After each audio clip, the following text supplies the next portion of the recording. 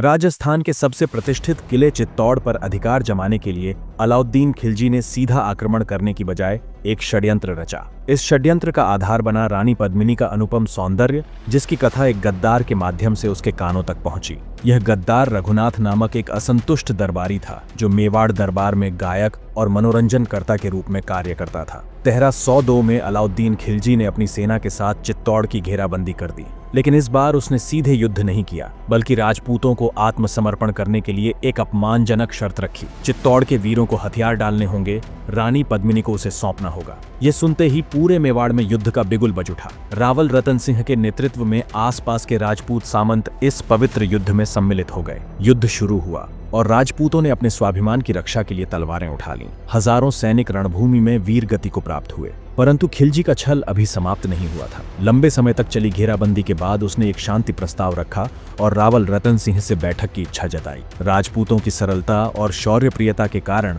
रावल रतन सिंह ने निश्चिंत होकर सेना के साथ नीचे उतरकर उसे विदा करने का निर्णय लिया। लेकिन जैसे ही वे अलाउद्दीन खिलजी के शिविर में पहुंचे, उसकी असली साजिश सामने आ गई। खिलजी ने उन्हें बंदी बना लिया और उनकी रिहाई के बदले रानी पद्मिनी को सौंपने की शर्त रखी।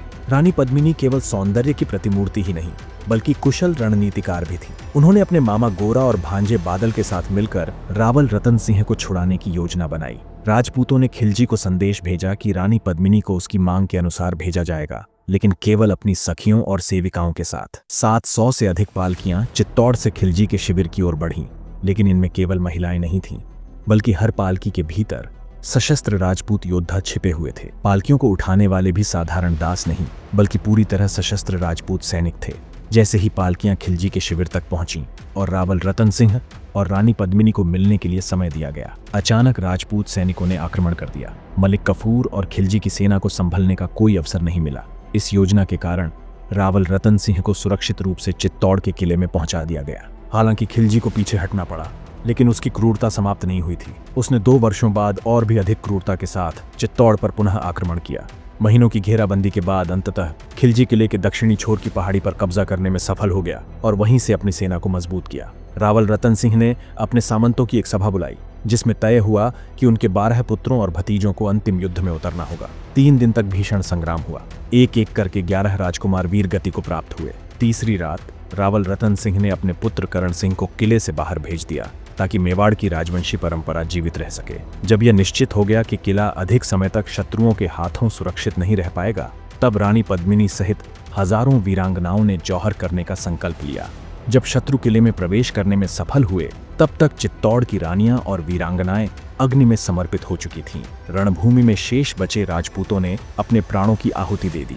जब अलाउद्दीन खिलजी ने किले में प्रवेश किया, तो उसे केवल राख और धधकती चिताएं मिली। वह अपनी हार को स्वीकार नहीं कर सकता था। उसने चित्तौड़ में आम नागरिकों के नरसंहार का आदेश दिया। 26 अगस्त 1303 को 30,000 निर्दोष नागरिकों और सैनिकों का निर्मम संहार किया गया। हर घर उजड़ गया, हर गली रक्त से भर गई, मंदिरों को तोड़ा गया, देव मूर्तियों को ध्वस्त कर दिया गया। लेकिन यह केवल अस्थायी क्षण था, क्योंकि इस भूमि ने संघर्ष करना सीखा था। राजस्थान और मेवाड़ के राजपूतों ने बार बार राख से उठकर लड़ना जारी रखा। खिलजी के बाद तुगलक, सैयद, लोदी और फिरलों ने भारत पर आक्रमण किए, लेकिन यह संघर्ष कभी समाप्त नहीं हुआ।